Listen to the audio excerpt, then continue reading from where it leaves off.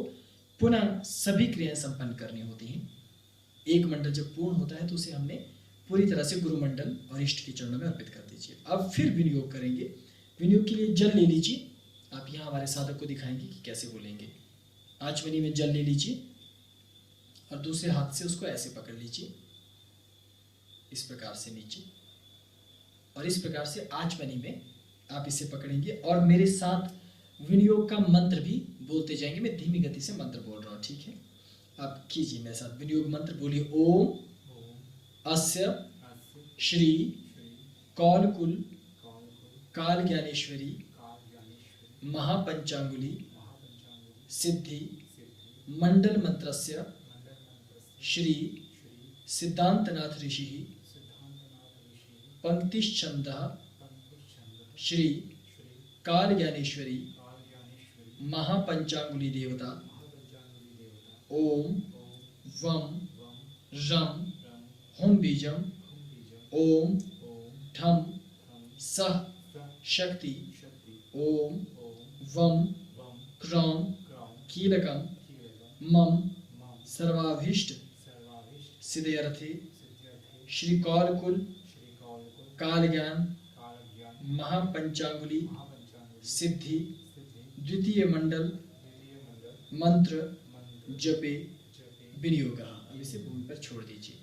बोलिए ओम वम रम नम हुम थम ठम सह श्री कौलकुल काल ज्ञानेश्वरी महापंचांगुली सिद्ध प्रसर प्रसर मोह्य मोह्य ग्रस ग्रस पिव पिव बंधय बंधय हुम फट स्वाहा ओम वम रम नम हुम थम ठम स श्री कौलकुल काल ज्ञानेश्वरी महापंचांगुली सिद्ध प्रसर प्रसर मोह्य मोह्य ग्रस ग्रस पिव पिव बंधय बंधय हुम फट स्वाहा। मंत्र का जाप कीजिए मेरे साथ। बोलिए ओम वम रम हुम स पंचांगुली महादेवी श्री सिमंधर शासने अधिष्ठात्री करस्यासौ शक्ति श्री त्रिदेशिदुरु वम रम हुम स। शिव और शक्ति दोनों की उपासना कौलाचार में होती है। शैव संप्रदाय भी और शाक्त संप्रदाय का भी मिश्राचार कौल संप्रदाय में है। और आप ये देखेंगे कि इस संप्रदाय की विशेषता क्या है। ये कहा जाता है कि मातृ शक्ति का आवरण पूजा होती है लेकिन देव शक्तियों का आवरण पूजन नहीं होता। लेकिन कौलांतक संप्रदाय में देव शक्तियों का भी आवरण पूजन होता है, जिसके पीछे मैं आपको बता रहा हूँ कि कारण ये है कि जो भी शक्ति जिस भी आवरण में रहे वहां वो उस आवरण में अपने शिव को अपने साथ ले जाती है। कहने का अभिप्राय ये है कि वो जहां भी जाती है अकेली नहीं जाती, अपने शिव को साथ लेकर जाती है। इसलिए जब हम शिव की स्वतंत्र रूप से भी उपासना करते हैं तो हमें देवी के उन्हीं आवरणों में वापस जाना पड़ता है जिन आवरणों के भीतर उस स्वरूप के शिव विद्यमान है। जैसे तारा की यदि अक्षोभ्य शिव है तो यदि हमें अक्षोभ्य शिव की उपासना करनी होगी तो हमें अक्षोभ्य शिव का आवरण पूजन करना होगा, और वो आवरण पूजन पुरुष क्रम में होगा। जैसे तारा के प्रत्यंतर भाग हैं तुतला, तोतला, तुरा, तुरिया, तरला।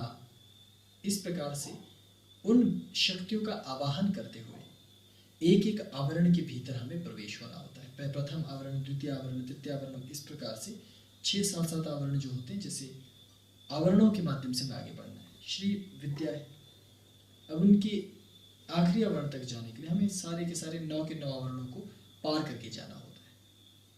तो उनके शिव तक पहुंचने के लिए भी हमें 9 के 9 आवरणों को पार करना होता है। तो इसलिए आवरण पूजा एक प्रधान विषय, प्रधान तत्व है। जैसे मंत्र जब प्रधान तत्व है वैसे आवरण पूजा विशेष तरीके से होती है।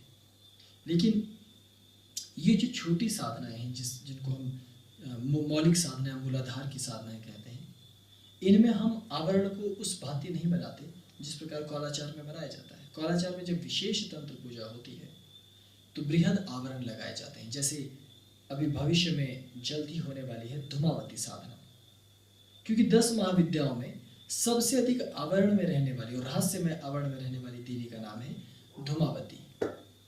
तो जब धूमावती का मंडल बनेगा तो जितने धूमावती के आवरण हैं उतने वस्त्र के टुकड़ों से आवरण को ढका जाएगा। और जो आवरण का मंडल होता है, मंडल के चारों तरफ धूम्र पात्रों की स्थापना की जाती है ताकि वहां से धुआं उठता ही रहे हर क्षण हर पल।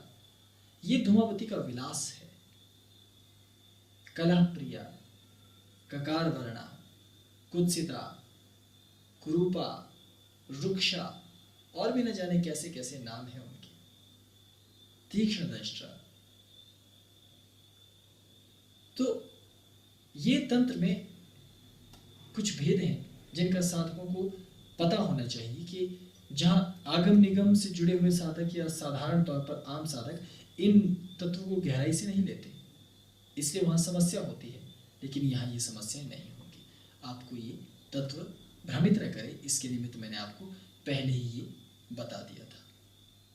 मेरे पूज्य गुरुदेव श्री सिद्ध सिद्धांतनाथ जी महाराज की अनुपम कृपा है जो निरंतर इस पृथ्वी पर बरस रही है। धन्य है ऐसे महापुरुष जो अपनी परवाह किए बिना इस राष्ट्र के, इस विश्व के कल्याण के लिए और उसकी शांति और सुख के लिए उसकी कामना करते हुए निरंतर इस धारा को प्रवाहित किए हुए अमृत धारा। और आप उससे जुड़ते हैं क्योंकि आपने कोई न कोई ऐसा पुण्य अथवा कर्म अथवा कर्तव्य किया होता है जो लालच बनकर, स्वार्थ बनकर या किसी और स्वरूप में आपको विवश करता है साधना करने के लिए। और यदि एक बार भी आपने सही रीति से साधना संपन्न कर ली तो आपको पता चलता है कि ये अनंत रहस्यमय साधना जगत कितना विराट और कितना अद्भुत है। तब आप साधनाओं में और गहरा उतरना चाहते हैं। जैसे भी पंचांगुली का प्रथम तल हो रहा है, फिर आप इसके अगले तल की तलाश करेंगे, उससे अगले तल की तलाश करेंगे। ये निरंतर एक सिलसिला है। ऐसे बहुत से दीवाने हैं जो पतंगों की तरह होते हैं। जब चारों ओर अंधकार होता है और एक दिया जल रहा होता है तो आपने देखा होगा कि दूर दूर से पतंगे आके उसकी लौ से जलते हैं, टकराते हैं और उनके पंख जल जाते हैं। लेकिन उन्हें मरना स्वीकार्य है, लेकिन वो अपना कर्तव्य नहीं छोड़ते। यही पतंगे की पहचान है। ठीक वैसे ही जब आपके भीतर का साधकत्व जागृत होता है, ऋषित्व जागृत होता है, मुनित्व जागृत होता है, सिद्धत्व जागृत होता है, तब आप हर क्षण गुरु से मिलने के लिए, कौलांतकनाथ से मिलने के लिए अथवा हिमालय की सिद्धों से मिलने के लिए, महा हिमालय में जाने के लिए व्यग्र रहते हैं। और हर क्षण गुरु के सानिध्य में उनके निकट रहना चाहते हैं, उनको छूना चाहते हैं, उनकी सेवा करना चाहते हैं। क्योंकि गुरु की सेवा करना सरल तो नहीं है। युगों युगों में न जाने कितने पुण्यों से उनके समीप जाने का मौका मिलता है और समीप जाने के बाद उनको समझना बेहद जटिल होता है। और यदि आप सभी आवरणों से बचकर, सभी माया से बचकर उनकी सेवा करने में अपना जीवन लगा देते हैं तो शास्त्र जन्मों की तपस्या एक जन्म में पूर्ण हो सकती है। तो कौलाचार की प्रणालियां हैं, ये प्रणालियां गुरु के बिना नहीं चलती, इष्ट के बिना नहीं चलती। क्योंकि शिव प्रथम गुरु हैं, आदि गुरु, उनसे लेकर क्रमशः अनेकों गुरु होते आ रहे हैं और अंत में कौलांतकनाथ आपके सम्मुख है। कौलांतकनाथ बदलते रहते हैं। आपके लिए मैं कौलांतकनाथ हूँ, मेरे लिए मेरे गुरु कौलांतकनाथ है, मेरे गुरु के लिए मेरे दादा गुरु कौलांतकनाथ है। इसी प्रकार क्रमशः करते हुए अंत में सबके गुरु महादेव ही स्वयं कौलांतकनाथ है। उनके सिवा भला और कौन हो सकता है। इसलिए धैर्यपूर्वक शांति से आप मंत्र का लगातार क्रमशः जाप करते जाएं। मन को प्रसन्न रखें, आराम रखें, नेत्रों से निद्रा को भगा दें और शरीर से आलस्य को भगा दें। दृढ़ होकर एक विराट साधक की भांति बैठ जाएं और मंत्र को जपते रहें। माला को हृदय के निकट रखिए और जपते रहिए। देखिए, आपके साथ साथ मैं भी यहाँ बैठा हूँ और मेरे गुरु भी हिमालय पे बैठे हैं, उनके गुरु भी कहीं बैठे हैं और उनके गुरु भी कहीं बैठे हैं। इसी तरह शिव भी कहीं बैठे हैं और एक तार, एक सूत्र है जो शिव से होता हुआ, मुझसे होता हुआ, मेरे गुरु से होता हुआ आपके हृदय तक पहुंच रहा है। आप दुनिया के किसी भी कोने में हैं, आपके पास ये साधन पूरे हैं या नहीं, संसाधन पूरे हैं या नहीं, हमने इसकी चिंता कभी नहीं की। फिर भी हम आपको कह रहे हैं कि आप साधना कीजिए, अपना पूरा मन लगाकर मंत्र का जाप कीजिए। इससे आपके भीतर की त्वरा, आपके भीतर का प्रेम, आह्लाद वो जागृत होगा और प्रेम का सरोवर भीतर आपको महसूस होगा, जिससे एक प्रेम की नदी निकल सके।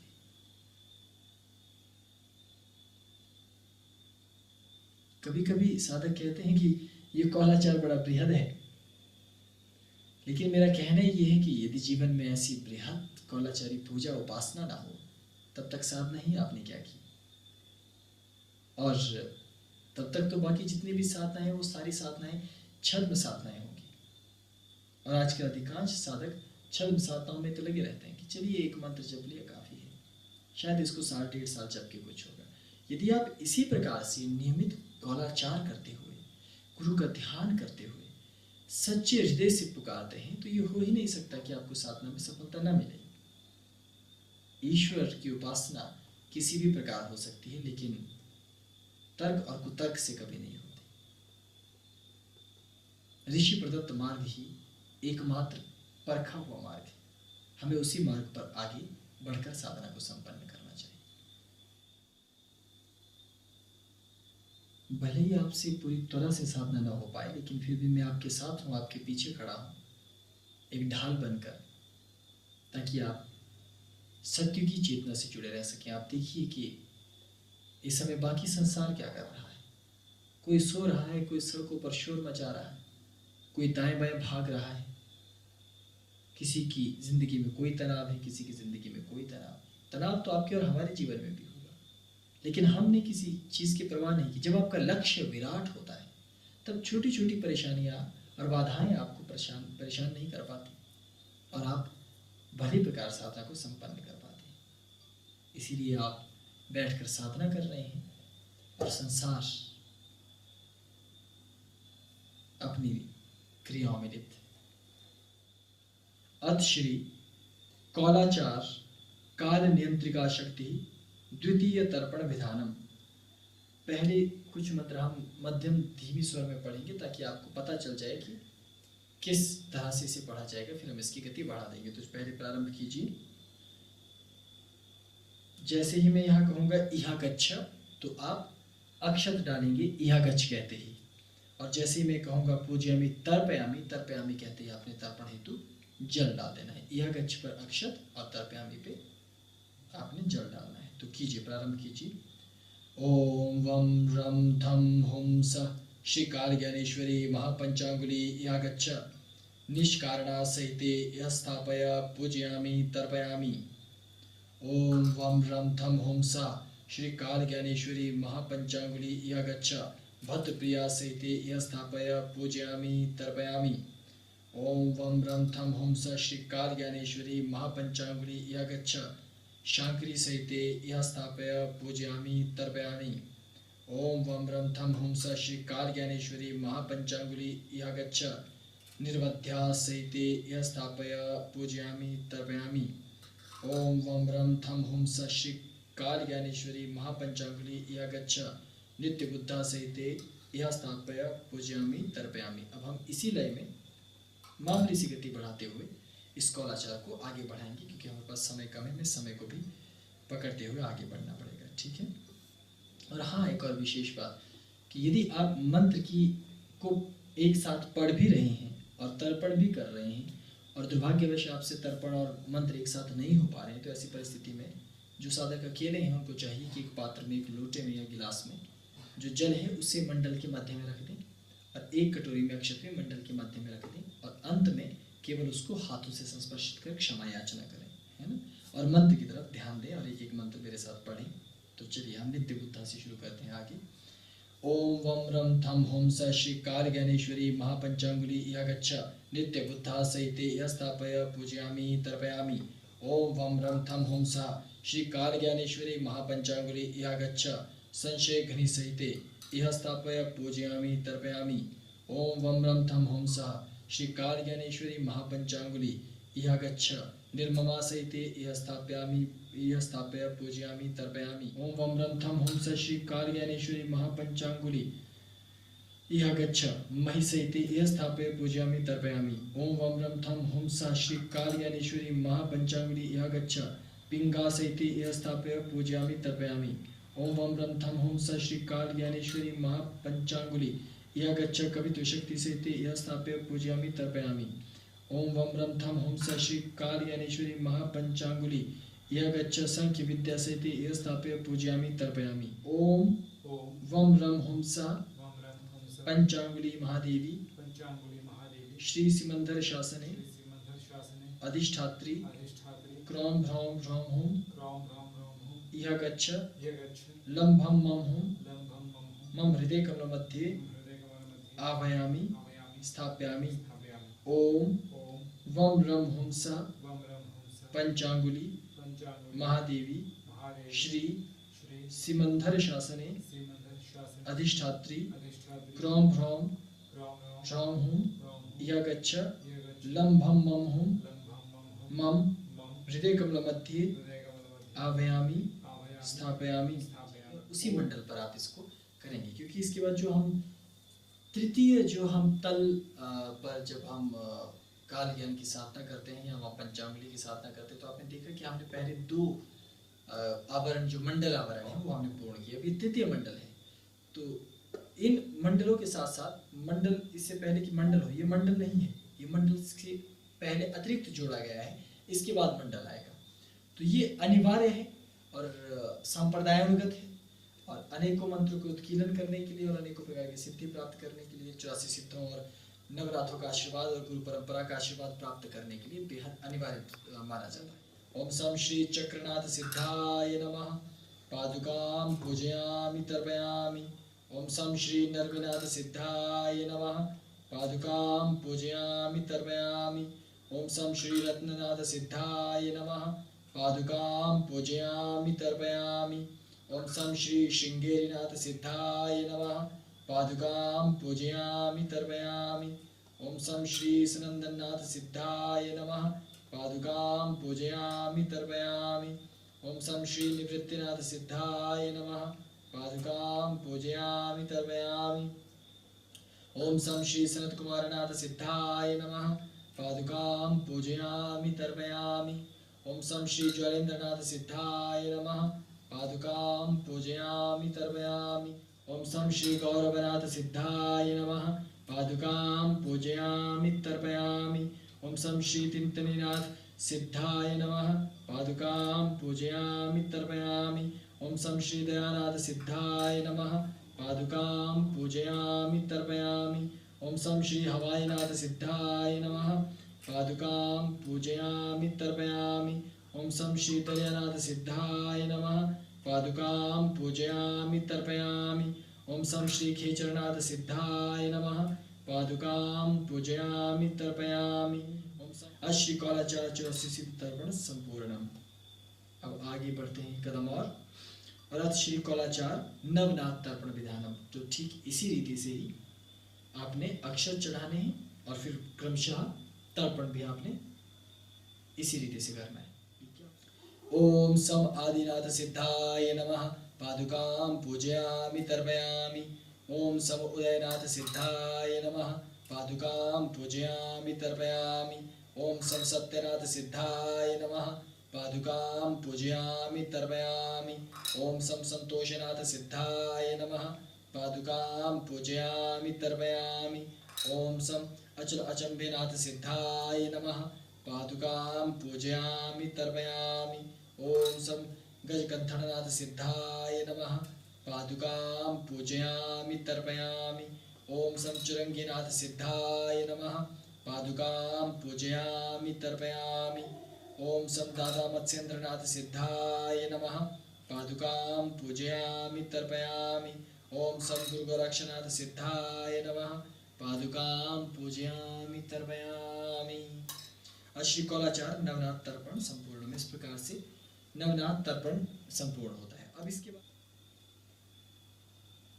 इस प्रकार आपका जो कौलाचार का प्रमुख विधान है, जिसमें नवनाथों, 84 सिद्धों और प्रत्यक्ष सिद्ध को का पूजन क्रम अनिवार्य होता है 2 मंडलों के पश्चात, वो आपने पूर्ण किया। अब इसके बाद तृतीय मंडल जो साधना का तृतीय मंडल है वो प्रारंभ होता है। अब हम साधना का तृतीय मंडल करेंगे। तो साधना का तृतीय मंडल भी उसी प्रकार है। इस मंडल के ऊपर लिखा गया है कि प्रस्तुत मंडल को गुरु व इष्ट स्मरण से पूर्ण किया जाता है, जो कि निम्न प्रकार से होगा। अर्थात अब आप देखेंगे कि इन सभी मंडलों के बीच में किस प्रकार से इसको बनाया गया। पहले तो गुरु स्मरण आपको करना है, और गुरु स्मरण करते हुए, माँ हिमालय का स्मरण करते हुए, और सकल गुरु मंडल जितना भी है, शिव से लेकर अभी तक कुलांत तक नाथ तक जितने गुरु परंपरा है, उनका मानसिक रूप से स्मरण करते हुए, प्रणाम करते हुए फिर आगे बढ़ना है। तो मंत्र है, एक मंत्र मैं आपको पढ़ के दिखा रहा हूँ। ओम लम रम शम शम हम सौः। ओम लम रम शम शम हम सौः कृपा युक्तायै नमः। वीम बीम बीम होम हम सौः। बीम बीम बीम होम हम सौः डामरी श्री कुलांतकनाथ सहिताय यह गच्छ यह स्थापय स्थापय। अब आपको समझ आ गया। विशेष तौर पर इस तृतीय मंडल के ऊपर लिखा गया है कि प्रस्तुत मंडल को गुरु व इष्ट स्मरण से पूर्ण किया जाता है, जो कि निम्न प्रकार से। ओम श्री गणेशाय नमः। ओम लम रम शम शम हम सौः कृपा युक्तायै नमः। बीम बीम बीम होम हम सौः डामरी श्री कुलांतकनाथ सहिताय यह गच्छ यह स्थापय स्थापय। ओम लम रम शम शम हम सौः कृपा युक्तायै नमः। बीम बीम बीम होम हम सौः कांची श्री कुलांतकनाथ सहिताय यह गच्छ यह स्थापय स्थापय। ओम लम रम शम शम हम सौः कृपा युक्तायै नमः। बीम बीम बीम होम हम सौः कठिनी श्री कुलांतकनाथ सहिताय यह गच्छ यह स्थापय स्थापय। ओम लम रम शम शम हम सौः कृपा युक्तायै नमः। बीम बीम बीम होम हम सौः क्रतुः श्री कुलांतकनाथ सहिताय यह गच्छ यह स्थापय स्थापय। ओम लम रम शम शम हम सौः कृपा युक्तायै नमः। बीम बीम बीम होम हम सौः खींची श्री कुलांतकनाथ सहिताय यह गच्छ स्थापय स्थापय। ओम लम रम शम शम हम सौः कृपा युक्तायै नमः। बीम बीम बीम होम हम सौः महावाणी श्री कुलांतकनाथ सहिताय यह गच्छ यह स्थापय स्थापय। ओम लम रम शम शम हम सौः कृपा युक्तायै नमः। बीम बीम बीम होम हम सौः अजितेशा श्री कुलांतकनाथ सहिताय यह गच्छ यह स्थापय स्थापय। ओम लम रम शम शम हम सौः कृपा युक्तायै नमः। बीम बीम बीम होम हम सौः कुंभकांगा श्री कुलांतकनाथ सहिताय यह गच्छ यह स्थापय स्थापय।